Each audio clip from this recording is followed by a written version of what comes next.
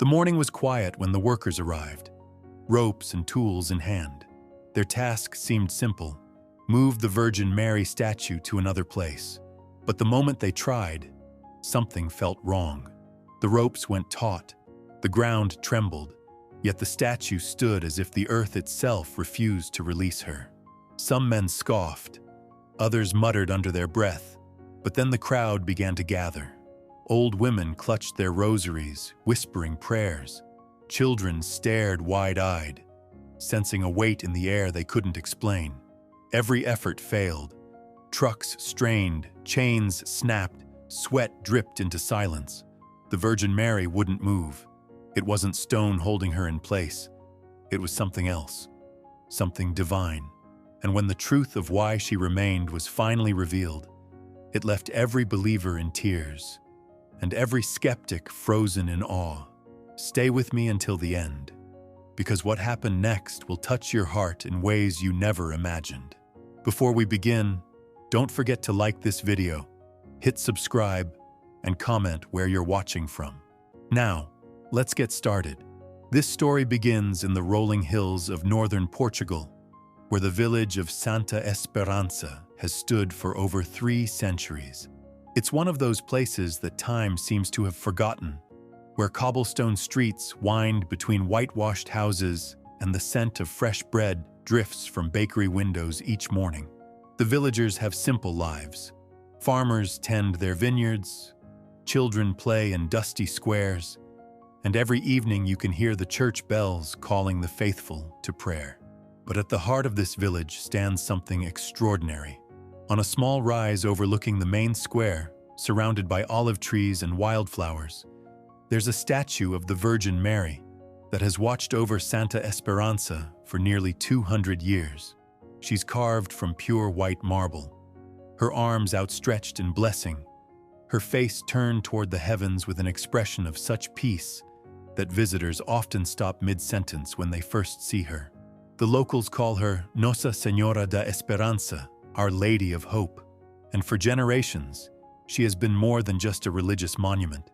She's been their protector, their comfort, their silent witness to every joy and sorrow that has touched this small community. Now you might wonder how this statue came to hold such a special place in the hearts of these people. The story goes back to 1847, during one of the darkest chapters in Portuguese history. A terrible plague had swept through the region, claiming lives in village after village. Families were torn apart, children left orphaned, and fear gripped every household.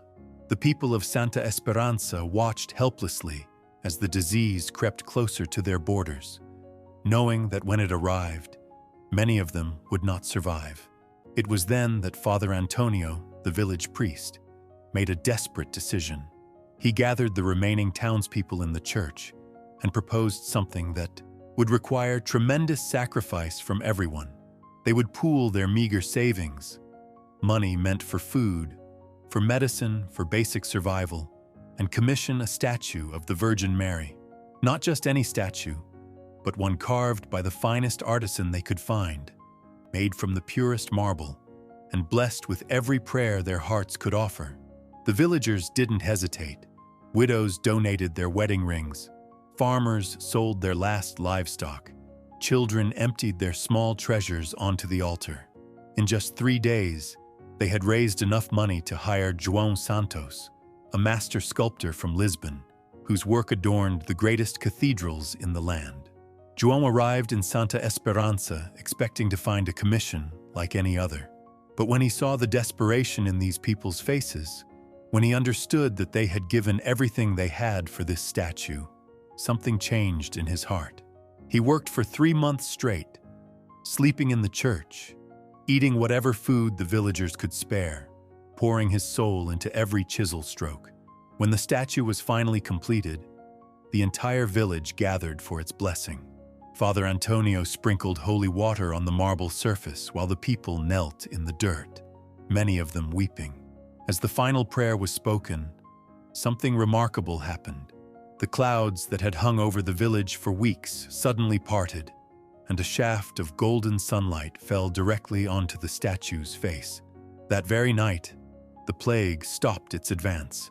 Villages just 10 miles away continued to suffer, but Santa Esperanza remained untouched. Not a single person fell ill. Not one child was lost. The people knew with absolute certainty that their Lady of Hope had saved them. But that was only the beginning of the miracles. Over the decades that followed, countless stories began to emerge.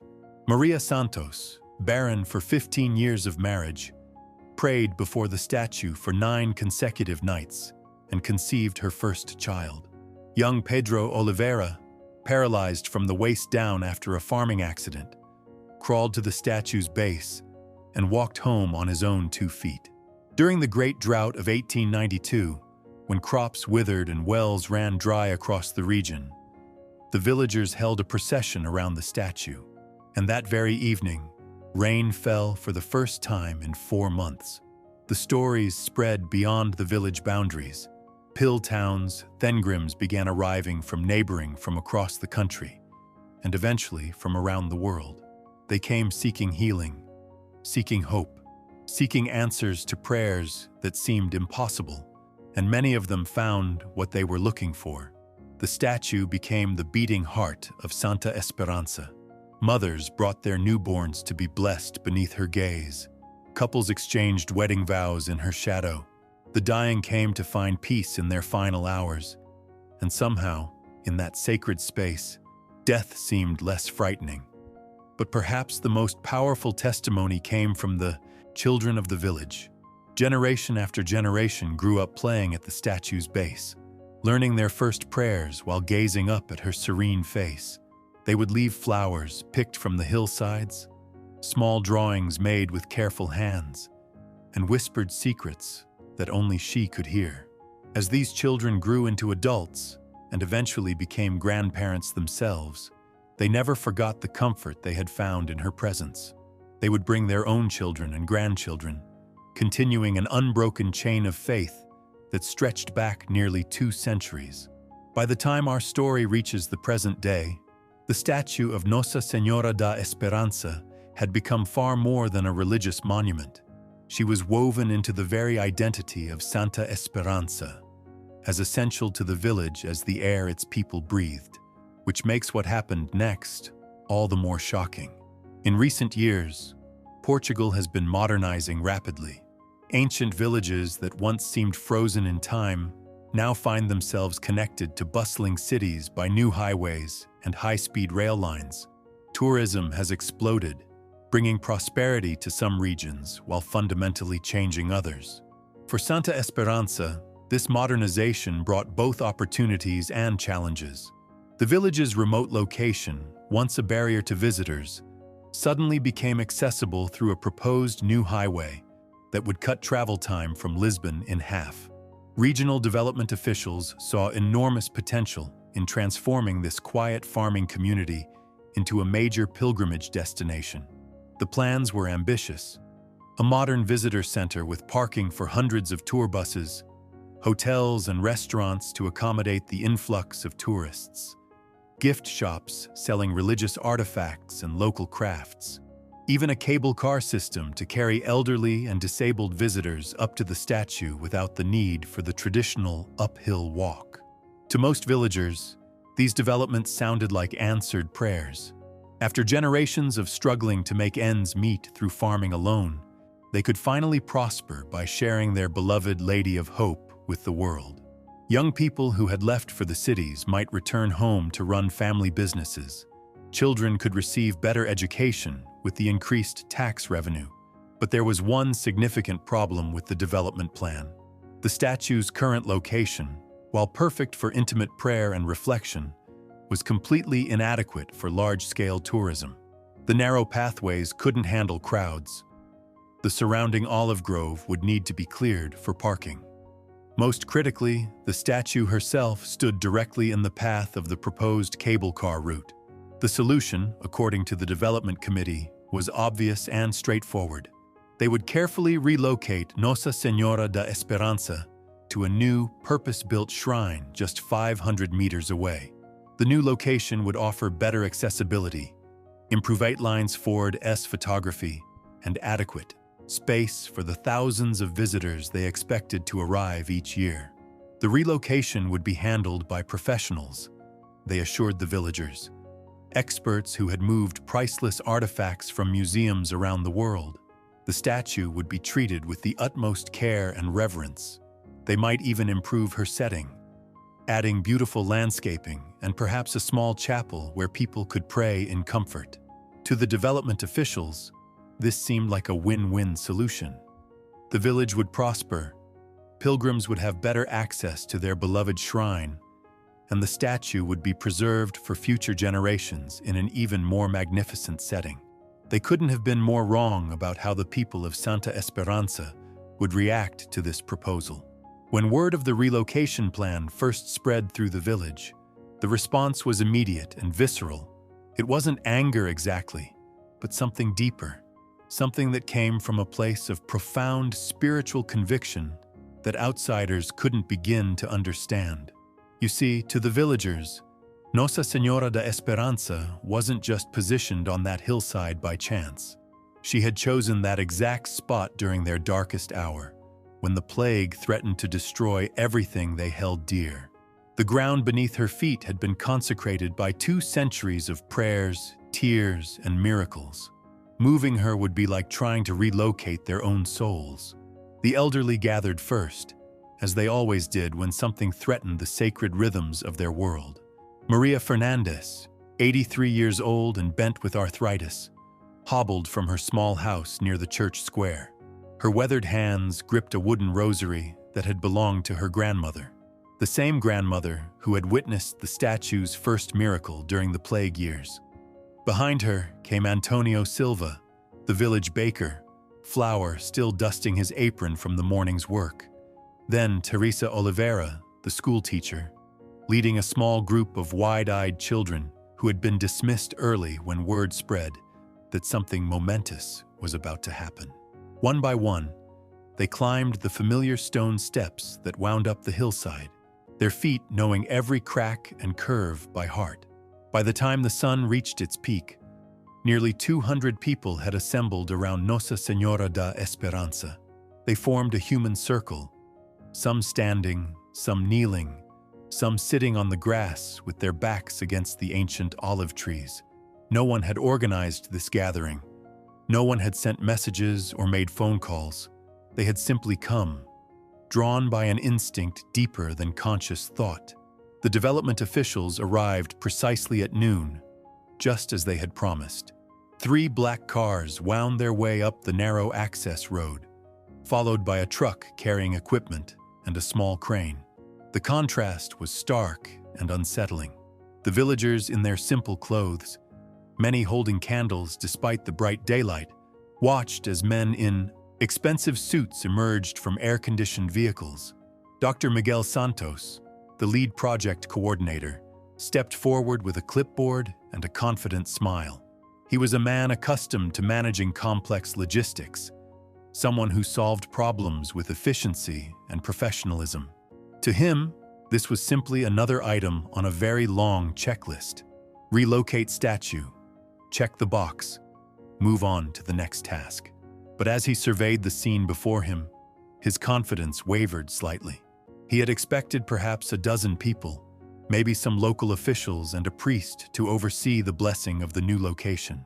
Instead, he found himself facing what appeared to be the entire population of Santa Esperança, their faces etched with expressions he couldn't quite interpret. Father Carlos stepped forward from the crowd.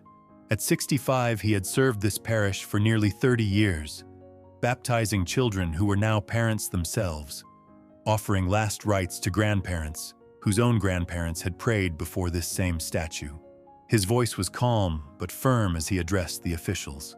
"Gentlemen, I must ask you to reconsider. This statue cannot be moved, not because we oppose progress or development, but because she has made it clear that this is where she belongs." Dr. Santos cleared his throat diplomatically. "Father, I understand the emotional attachment to tradition, but I assure you, we will treat the statue with complete reverence. The new location has been carefully selected and will actually provide better protection from the elements." An elderly woman's voice cut through the morning air like a blade. She saved us from the plague in 1847. She has never moved since that day, not even during the earthquake of 1969 when buildings fell all around her. She cured my son's blindness, called out another voice from the crowd. She brought rain during the drought. She protected my husband during the war. The testimonies began flowing like water breaking through a dam. Person after person stepped forward, sharing stories that had been passed down through families, miracles that had shaped their understanding of faith itself. Dr. Santos shifted uncomfortably, checking his watch and exchanging glances with his colleagues. "I respect your beliefs," he said, raising his hands in a gesture meant to calm the crowd. "But we have contracts to fulfill, deadlines to meet. The construction of the new shrine begins next month, and the statue must be relocated before then." That's when young Sofia Pereira, barely 16 years old, moved to the front of the gathering. Her voice was soft, but in the stillness of the hillside, every word carried with perfect clarity. "Sir, with respect, you don't understand. She's not just a statue to us. She's family. You wouldn't move your mother's grave just because someone offered you money, would you?" The comparison hung in the air like incense, heavy and impossible to dismiss. Dr. Santos had children of his own. He understood the sacred bonds that couldn't be measured in economic terms. But he also had investors to answer to, government officials who expected results, and a timeline that had already been delayed multiple times. "We need to proceed," he said finally, though his voice lacked its earlier confidence. "I'm sorry, but the decision has been made at levels far above my authority." He gestured to his crew, and they began unloading their equipment. Heavy straps, pulleys, a portable crane designed specifically for moving delicate stone sculptures. The workers moved with practiced efficiency, but there was something subdued about their manner. Even they could feel the weight of the moment. The sense that they were about to disturb had something that's it in peace for nearly 2 centuries. As the first strap was placed around the statue's base, a sound rose from the crowd that seemed to come from the earth itself. Not quite a moan, not quite a song, but something that carried the accumulated grief and faith of generations. It was the sound of people watching their world change in ways they couldn't control or accept.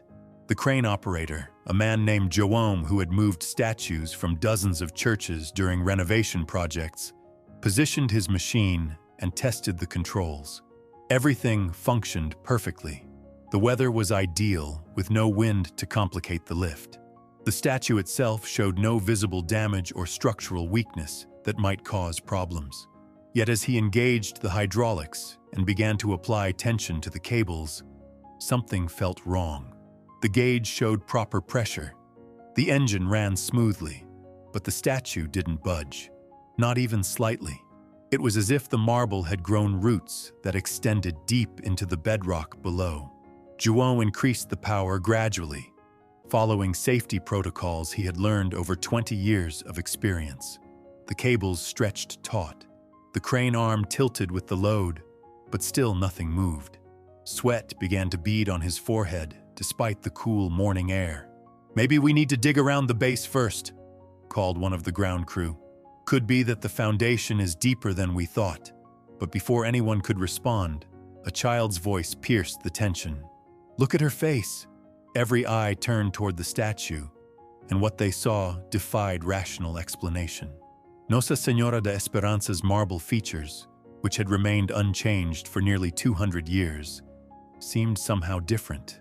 The expression of serene peace appeared more intense, more focused, and though it might have been a trick of the shifting light, many swore they could see what looked like tears glistening on the white stone cheeks. The crane operator released the tension immediately, his hands trembling as he shut down the machine.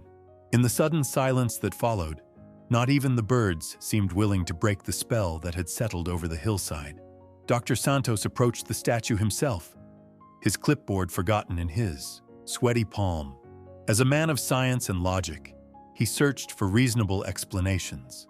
Condensation from the morning dew, shadows cast by the surrounding trees, optical illusions created by stress and expectation.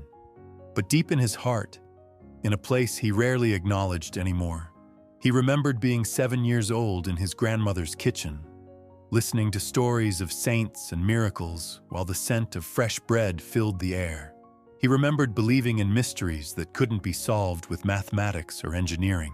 The crowd watched him struggle with what he was witnessing, their silence more powerful than any protest could have been. They weren't angry anymore.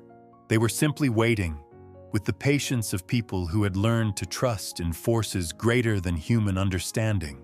And in that waiting, something profound began to shift. Not just in Dr. Santos, but in every person present on that sacred hillside. Believer and skeptic alike found themselves confronting the possibility that some things in this world were meant to remain exactly where they had always been. The morning sun climbed higher, casting longer shadows through the olive grove, and Nossa Senhora da Esperança continued to stand in the exact spot where she had watched over Santa Esperança for nearly 2 centuries, unmoved, unchanging, eternal. But the story was far from over. What happened next would challenge everything these people thought they knew about faith, about miracles, and about the mysterious ways that the divine sometimes chooses to make itself known in our modern world. What happened in the hours that followed would be talked about in whispers for generations to come. Dr. Santos stood frozen beside his silent crane, his expensive suit wrinkled with perspiration, his clipboard dangling forgotten at his side. The crew members exchanged nervous glances, their equipment suddenly feeling heavy and useless in their hands. It was then that Father Carlos stepped forward, his weathered face etched with a mixture of sorrow and certainty. He had seen this moment coming, felt it in his bones during his morning prayers for weeks. The statue wasn't just refusing to move. She was speaking in the only language that mattered to those who truly understood. "There's something you need to know," the priest said, his voice carrying across the hillside with surprising strength, "something we've never told outsiders, because we feared they wouldn't believe." Dr. Santos found his voice, though it came out rougher than he intended. "What are you talking about?" The old priest's eyes moved to the crowd, seeking permission from faces he had known for decades. Slight nods, whispered encouragements, hands pressed to hearts in silent agreement. They were ready. After nearly 200 years, they were finally ready to share the secret that had bound their community together through war, famine, and countless storms. The night before the statue was to be placed on this hillside, Father Carlos began, something extraordinary happened. João Santos, the sculptor who carved her, was sleeping in the church when he was awakened by a voice, not heard with his ears, but felt in his soul. The voice told him to go to this exact spot, to this rise overlooking our village, and wait. The priest paused, letting the weight of his words settle over the gathering. Even the children seemed to sense the gravity of what was being revealed. João climbed the hill in his nightclothes, carrying only a small lantern. When he reached this place, the ground beneath his feet grew warm. Not hot, but warm, like the touch of a loving mother's hand. The warmth pulsed 3 times, and in that moment, he knew. This wasn't just where the statue would stand. This was where she was meant to be. This was where she had chosen to make her home. Dr. Santos shook his head, his rational mind struggling against what he was hearing. That's impossible. Stone doesn't choose anything. It's marble carved by human hands, nothing more. But even as he spoke the words, doubt crept into his voice. Because standing there, surrounded by the unwavering faith of these simple people, faced with equipment that had never failed before yet refused to function now, the impossible began to feel disturbingly possible. Maria Fernandez, the elderly woman with the ancient rosary, stepped closer to the official. Her voice was soft, but it carried the weight of 8 decades of unwavering belief. "Young man, I was here the day she was first placed. I was only a child, but I remember everything. The moment they set her on this ground, the earth itself seemed to sigh with contentment. Birds that had been silent for weeks began to sing. The sick woman in my family, my aunt who had been bedridden for months, sat up in her bed and asked for water. More voices joined hers, adding layers to a story that had been carefully guarded for generations. My grandfather was one of the men who carried her up here. He said the marble grew lighter with each step, as if she wanted to reach this spot as badly as they wanted to bring her home. The night after she was placed, every family in the village had the same dream. A woman in white walking through our streets, touching doorways, blessing our children while they slept. During the Great Fire of 1923, when the flames reached the base of this hill, they stopped, just stopped, as if they hit an invisible wall. Dr. Santos felt the ground shift beneath his understanding of the world. These weren't the ravings of superstitious peasants. These were the testimonies of people who had lived their entire lives in the presence of something that defied explanation. Their voices carried the ring of truth, the kind of truth that couldn't be manufactured or imagined. But it was what happened next that shattered his skepticism completely. A young girl, perhaps 8 years old, broke free from her mother's protective grasp and ran toward the statue. The crowd gasped, reaching out to stop her, but she was too quick. She knelt at the marble base and pressed her small palms against the stone. "She's warm," the child announced with the matter-of-fact certainty that only children possess. "And she's humming." Every adult within earshot froze. Humming? Marble doesn't hum. Stone doesn't generate warmth. Yet as Dr. Santos watched, other children began to approach, tentatively at first, then with growing confidence. One by one, they placed their hands on the statue's base, their faces lighting up with wonder. "Can you hear it too?" one boy whispered to his sister. "It sounds like Mama's lullaby," she replied, her eyes wide with amazement. The adults looked at each other in stunned silence. They had lived with this statue for their entire lives, had prayed before her countless times, yet none of them had ever experienced what these children were describing so matter-of-factly. Dr. Santos found himself moving forward almost against his will.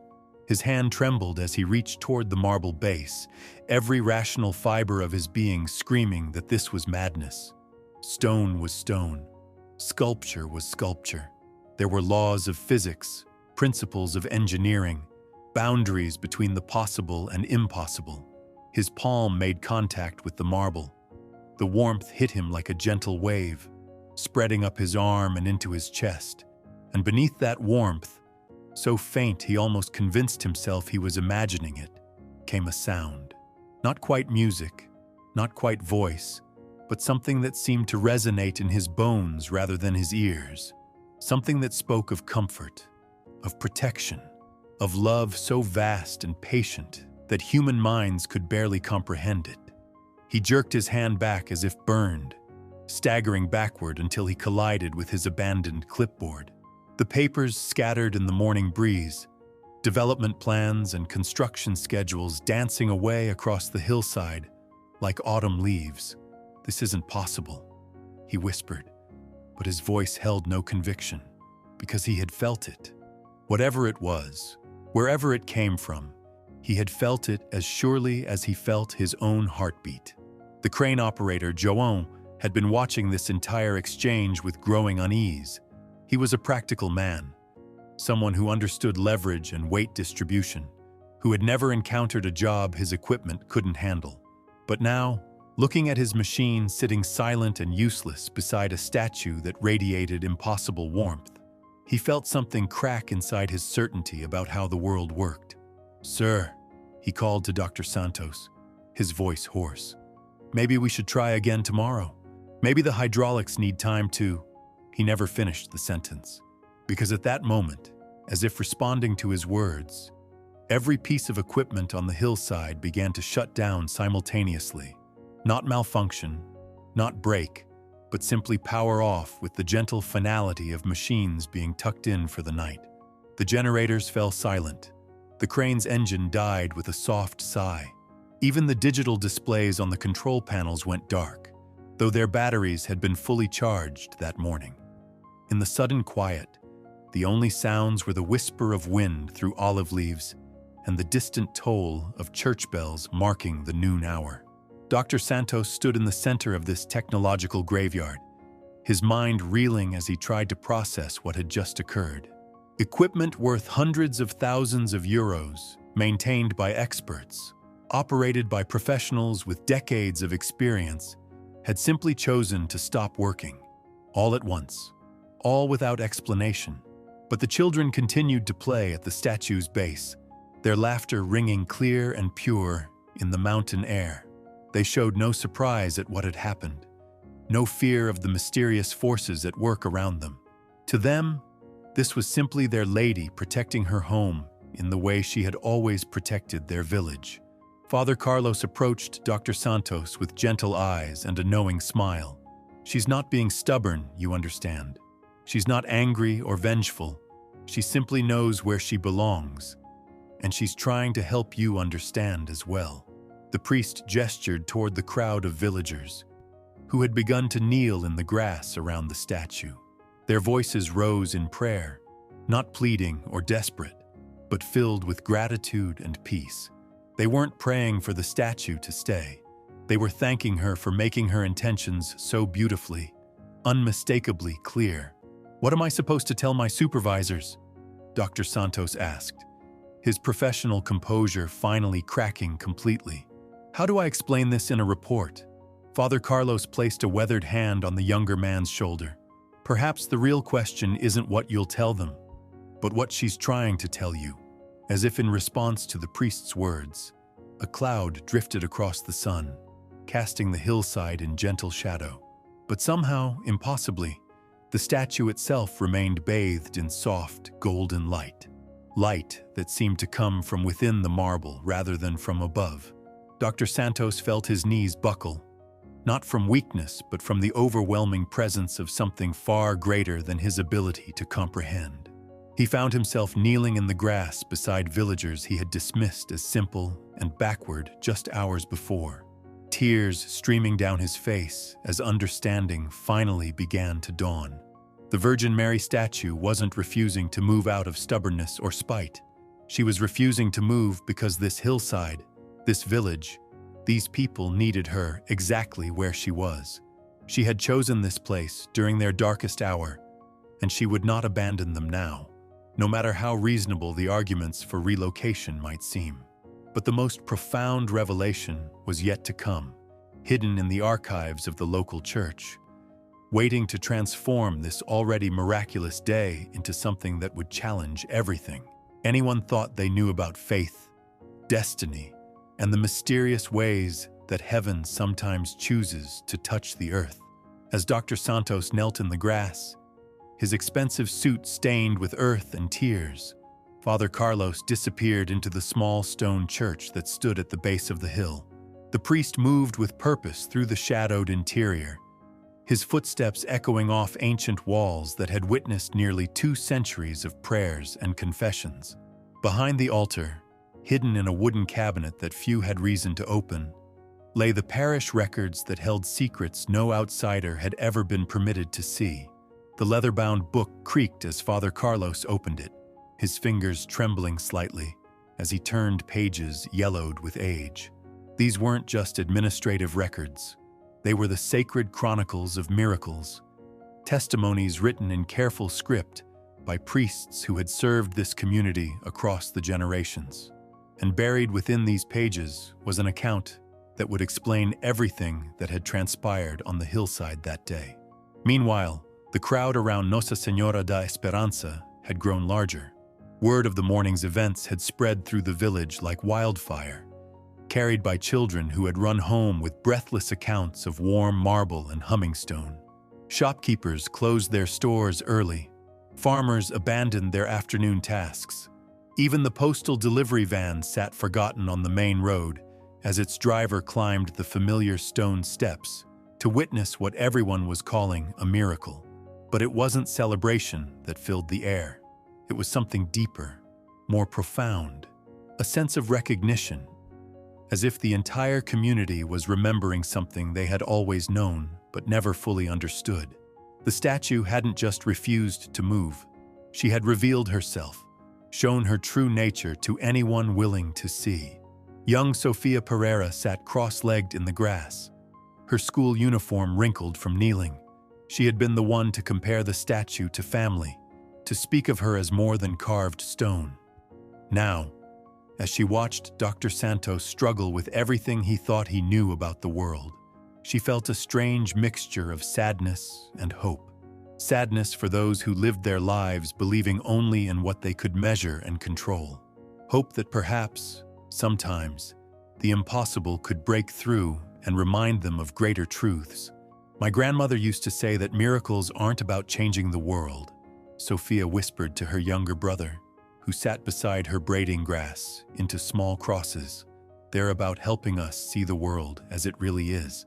The boy nodded solemnly, his 8-year-old wisdom shaped by a lifetime of living in the shadow of something sacred.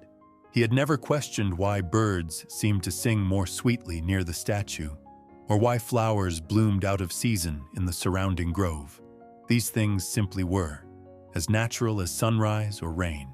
Father Carlos emerged from the church carrying the ancient record book, his face pale but determined. The crowd parted as he climbed the hillside, their whispered conversations fading into respectful silence. They sensed that something momentous was about to be revealed, something that would finally make sense of the morning's extraordinary events. Dr. Santos rose unsteadily to his feet, his professional composure nowhere to be found.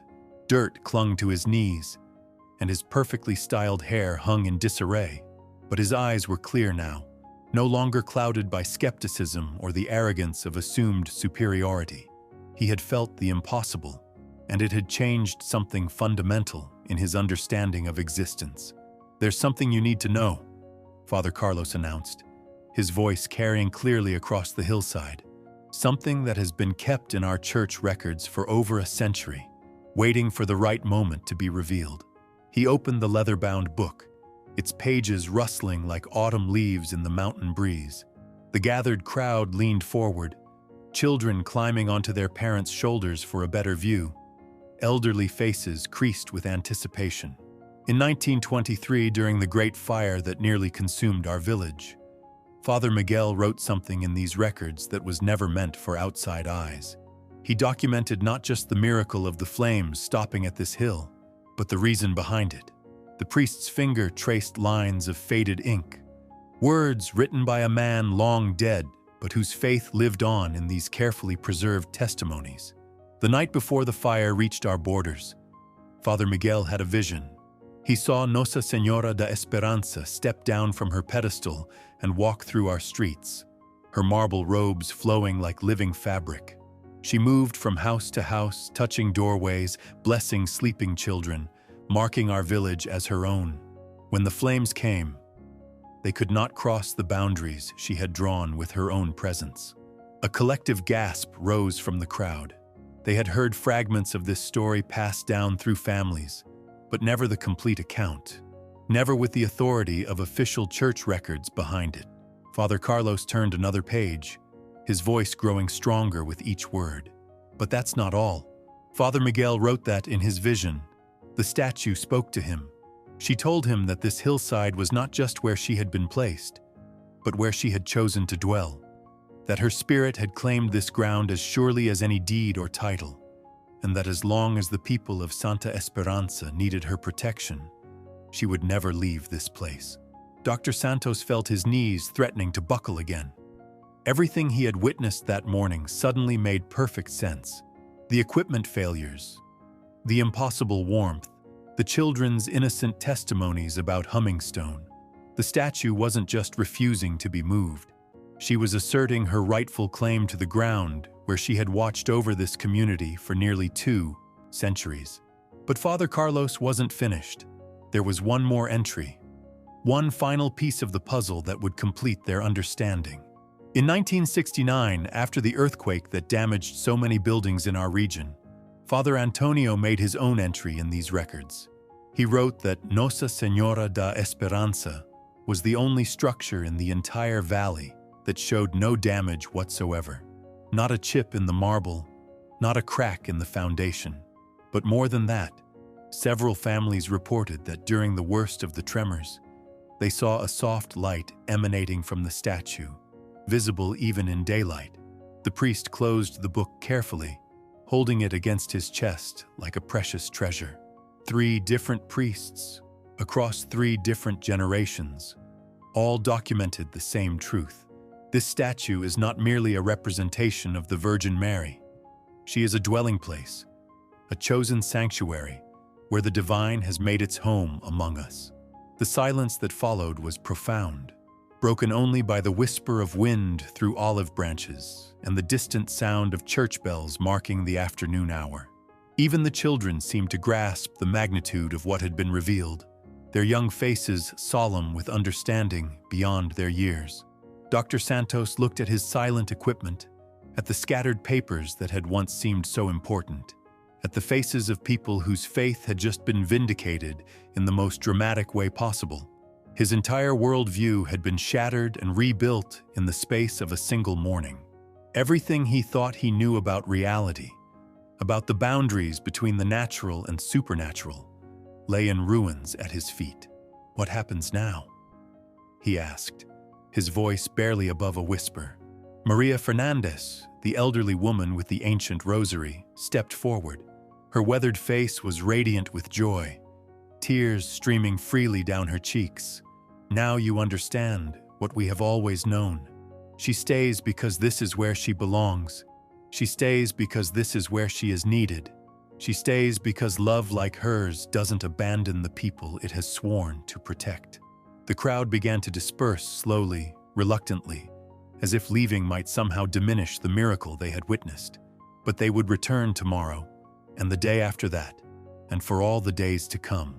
Because Nossa Senhora da Esperança had made it clear that she would be waiting for them, just as she had waited for nearly 200 years. Dr. Santos remained on the hillside long after the last villager had descended the stone steps. His phone buzzed repeatedly with calls from supervisors demanding updates, from construction crews asking when would resume, from investors' work growing impatient with delays. But he couldn't bring himself to answer.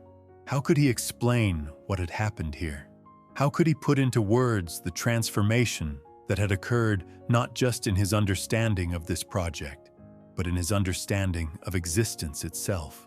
As the sun began its descent toward the western mountains, casting long shadows across the hillside, Dr. Santos finally approached the statue one last time. His hand found the marble base without hesitation now, and the warmth that flowed through his palm no longer frightened him. It comforted him, filled him with a peace he hadn't known since childhood. "I understand now," he whispered to the serene marble face that gazed down at him with infinite compassion. "You're not just protecting this village. You're protecting something much more precious. You're protecting faith itself, keeping it alive in a world that has forgotten how to believe in miracles." The next morning, Dr. Santos would make a phone call that would shock his supervisors, disappoint investors, and ultimately cancel the development project entirely. He would cite technical difficulties, environmental sensitivity concerns, and cultural issues. He would never mention warm marble or humming stone or the impossibility of moving something that had claimed its rightful place in the world. But for those who had witnessed the events of that extraordinary day, no explanation was necessary. They had seen the divine assert itself in the most gentle, unmistakable way possible. They had watched as heaven touched earth and reminded them all that some things are too sacred to be moved, too precious to be relocated, too holy to be treated as mere objects in a world obsessed with progress and profit. Nossa Senhora da Esperança would remain on her hillside, arms outstretched in eternal blessing, face turned toward heaven in perpetual prayer. The olive grove would continue to bloom around her feet. Children would continue to leave flowers and whispered secrets at her base, and pilgrims from around the world would continue to climb the ancient stone steps, drawn not just by stories of miracles, but by the undeniable presence of something that transcended human understanding. The statue that refused to move had taught them all a lesson more valuable than gold. In a world constantly in motion, constantly changing, constantly seeking the next new thing. Sometimes the greatest miracle is simply staying exactly where you belong, protecting the people you love, and reminding everyone who passes by that some things are worth preserving forever. But the ripples of that day would spread far beyond the borders of Santa Esperanza, touching lives in ways no one could have predicted, changing hearts in distant places, and proving once again that true miracles have a way of multiplying like loaves and fishes, feeding hungry souls wherever faith is willing to take root and flourish. The days that followed Dr. Santos's departure became a time of profound transformation for Santa Esperanza. Word of the miracle had spread like wildfire across Portugal, then throughout Europe, and finally around the globe. Social media posts, news articles, and personal testimonies created a digital pilgrimage that brought thousands of curious souls to this small village that had hidden its secret for nearly 2 centuries. But these weren't the tour bus crowds that the development officials had envisioned. These were different kinds of visitors entirely. They came quietly, often alone, carrying burdens that couldn't be measured in luggage weight. A mother from Germany whose child battled leukemia. A businessman from Japan who had lost everything in a failed venture. A young woman from Brazil searching for purpose after years of emptiness. An elderly man from Canada seeking peace in his final months. They climbed the stone steps with reverent footsteps, many pausing halfway to catch their breath, not from exertion, but from the growing sense that they were approaching something sacred. The hillside itself seemed to emanate tranquility, as if the very air had been purified by centuries of prayer and faith. Teresa Oliveira, the village schoolteacher, found herself serving as an unofficial guide for these pilgrims. Her English was limited, but somehow language barriers dissolved in the presence of Nossa Senhora da Esperança. Gestures became prayers, silence became communication, and tears needed no translation. One morning, as dawn painted the mountains in shades of gold and rose, Teresa encountered a sight that would remain etched in her memory forever. An entire family from Syria, refugees who had traveled across continents seeking safety, knelt together at the statue's base. The parents wept openly while their 3 children placed small stones in a careful pattern around the marble pedestal. They spoke no Portuguese and Teresa knew no Arabic. Yet when the mother looked up and smiled through her tears, understanding passed between them like electricity. The woman pressed something into Teresa's palm, a small piece of fabric worn soft by countless touches, embroidered with symbols Teresa didn't recognize, but somehow understood. It was a prayer cloth, blessed by suffering and hope in equal measure. The Syrian mother gestured toward the statue, then toward her heart, then toward her children. The message was crystal clear. She was entrusting her family's prayers to Nossa Senhora da Esperança, adding their voices to the choir of faith that had surrounded this hill for 2 centuries. But it wasn't just international pilgrims who were changed by what had happened. The people of Santa Esperanza themselves began to see their village through new eyes. They had lived their entire lives in the shadow of a miracle, taking for granted the extraordinary nature of their daily existence. Now, watching strangers weep with recognition at first sight of their beloved lady, they began to understand the true magnitude of the gift they had been given.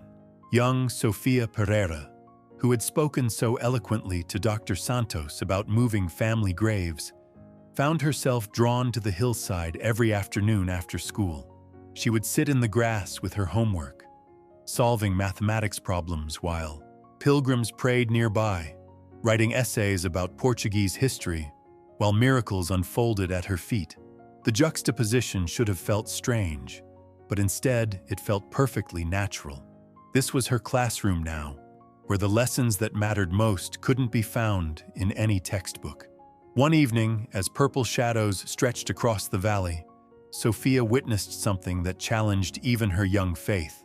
A man in an expensive wheelchair, accompanied by 2 nurses, had struggled up the modified path that villagers had quietly created for disabled visitors. His legs were clearly paralyzed, his hands twisted by what appeared to be a degenerative disease. The effort of the climb had left him exhausted, his breathing labored, his face pale with pain.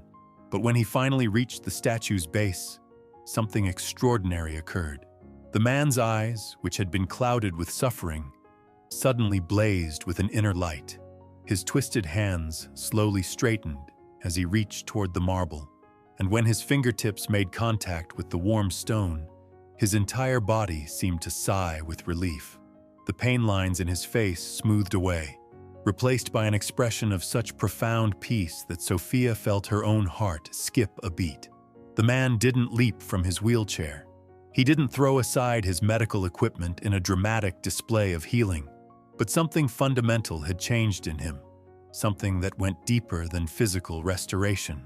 When he finally opened his eyes, tears streaming down his cheeks, he began to speak in what Sophia recognized as Italian. One of his nurses, clearly moved by what she was witnessing, translated in broken Portuguese. He says he has been searching for God his entire life, visiting every holy place in Europe, praying to every saint whose name he knew, but he never found what he was looking for until this moment. He says he finally understands that God was never lost. He was. The Italian man spent 3 hours at the statue's base that evening, sometimes praying aloud, sometimes sitting in perfect silence. As darkness fell and the first stars appeared above the mountains, he finally allowed his nurses to help him prepare for the journey back to his hotel. But before leaving, he did something that would become legendary among the villagers. He removed a gold chain from around his neck, a family heirloom that had been passed down through generations of his ancestors. With hands that shook not from disease but from emotion, he placed it gently at the statue's feet. Then, in careful Portuguese that he must have practiced during his journey, he spoke words that echoed across the hillside like a benediction. "Thank you, Mother, for showing me that I was never broken. I was just incomplete until I found you." The wheelchair disappeared into the darkness, but the gold chain remained, glinting in the moonlight like a promise. By morning, it had been joined by dozens of other offerings: flowers, photographs, handwritten, letters in languages from around the world, small personal treasures that represented prayers too deep for words. Father Carlos found himself overwhelmed by the constant stream of pilgrims seeking confession, blessing, or simply someone to listen to their stories. The small stone church that had served a congregation of perhaps 200 souls now hosted visitors from every continent. Mass was celebrated 3 times daily instead of once, and still people stood outside the doors, their voices joining in prayers they couldn't fully understand, but felt in their bones. The priest's English improved rapidly out of necessity, but he discovered that the language of faith needed no translation. A Japanese businessman's tears of guilt looked exactly like a German mother's tears of hope. The hunched shoulders of despair had the same shape regardless of nationality, and joy, when it finally broke through, spoke the same universal language of laughter and light. One particular visitor left an impression that Father Carlos would carry for the rest of his life. She was perhaps 40 years old, impeccably dressed, with the kind of polished appearance that spoke of wealth and privilege. But her eyes held a hollowness that no amount of money could fill. She approached the confessional with the mechanical precision of someone going through motions they didn't truly believe in. Her story poured out in flawless English, tinged with an American accent. A successful surgeon, respected in her field, married to another successful professional, living in a house that graced magazine covers. But her only child, a daughter, had died in a car accident 3 years earlier. Since then, she had been going through the motions of living without actually being alive. "I've tried therapy, medication, support groups, meditation retreats, everything the modern world offers for grief," she confessed, her voice flat and emotionless. "Nothing helps. Nothing fills the hole where my daughter used to be. I heard about this place online, saw the videos of people claiming miracles. I don't believe in any of it, but I'm desperate enough to try anything." Father Carlos listened without judgment, his heart aching for this woman whose pain had crystallized into something harder than stone. When she finished speaking, he didn't offer platitudes about God's plan or the mysterious ways of providence. Instead, he simply said, "Come, there's someone you need to meet." He led her up the hillside as the afternoon sun slanted through olive branches, casting dancing shadows on the worn stone steps. The woman climbed mechanically, her expensive shoes clicking against ancient stones, her professional mask firmly in place. But as they approached the statue, something began to shift in her posture. Nossa Senhora da Esperança stood as she always had, arms outstretched in eternal welcome, her marble face turned toward heaven in perpetual prayer. But to the grieving mother, she looked like something else entirely. She looked like every mother who had ever lost a child, every parent who had stood beside a small grave and wondered how to continue breathing. The woman's professional composure cracked like ice in spring. Her knees buckled, and she found herself on the ground before she realized she was falling. Sobs that had been locked away for 3 years erupted from somewhere deep in her chest, raw and primal and healing. "I couldn't save her," she whispered between gasps. "I'm a surgeon. I save people every day, but I couldn't save my own daughter." She knelt there for what felt like hours, her designer clothes stained with dirt and tears, her perfectly styled hair falling loose around her shoulders. Father Carlos stood nearby, offering silent presence without intrusion, understanding that some prayers required no words.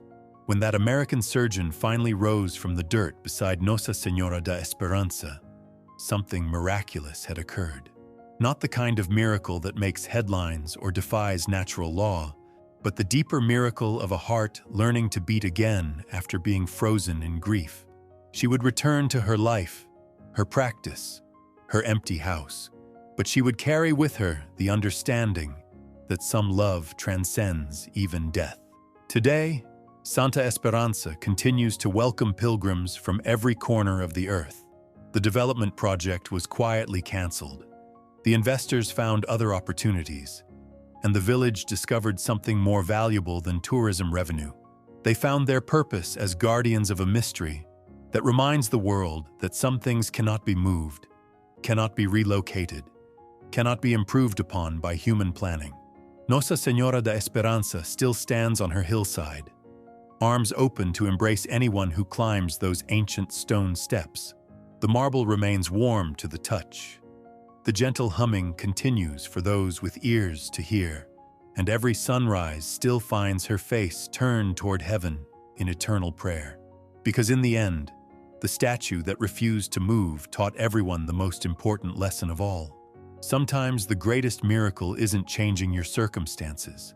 Sometimes it's discovering that exactly where you are, exactly as you are, you're already standing on holy ground.